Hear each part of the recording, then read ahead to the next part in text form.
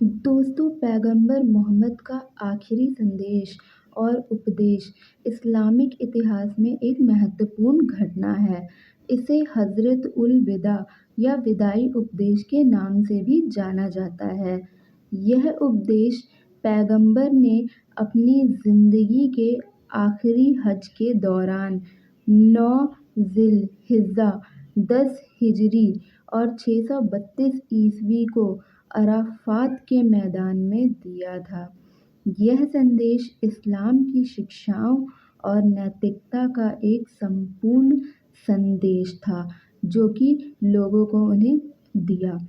विदाई उपदेश के मुख्य बिंदु यह थे कि सबसे पहले उन्होंने एकेश्वर की बात की, एकेश्वरवाद का संदेश दिया। पैगंबर ने सबसे पहले अल्लाह के एक होने पर जोर दिया। उन्होंने कहा कि अल्लाह के सिवा कोई इबादत के लायक नहीं है और सभी मुसलमान इस पर ईमान रखें। दूसरा ये था कि मानवता की इज्जत और सम्मान के लिए दिया। पैगंबर ने सभी इंसानों की इज्जत और सम्मान को बनाए रखने पर जोर दिया। उन्होंने कहा कि किसी भी इंसान की जान, माल और इज्जत दूसरे इंसान पर हराम है जब तक कि वह शरिया के मुताबिक ना हो। तीसरा, उन्होंने जातिवाद का खंडन किया। पैगंबर ने इस बात को स्पष्ट किया कि किसी अरब को किसी गैर अरब पर या किसी गैर को किसी काले पर कोई श्रेष्ठता नहीं है। सभी इंसान अल्लाह के नज़दीक बराबर हैं। जो ज़्यादा तकवा वाला है वही अल्लाह के नज़दीक श्रेष्ठ है। महिलाओं के अधिकार के बारे में बात की है। पैगंबर ने महिलाओं के अधिकारों पर जोर दिया और मर्दों को हिदायत दी कि वे अपनी बीवियों के साथ अच्छा बर्ताव करें। महिलाओं के अधिकारों की रक्षा करना मर्दों का कर्तव्य है। पांचवा, सूद का खात्मा।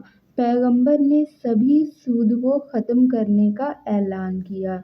इसके तहत जो ब्याज अब तक दिया गया था उसे भी ख़त्म कर दिया गया और इसे पैगंबर ने कुर्फ़ के बराबर बताया।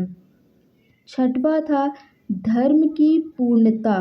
पैगंबर ने यह भी बताया कि अल्लाह ने इस्लाम धर्म को पूरा कर दिया है और अपनी नेमत को भी पूर्ण कर दिया है।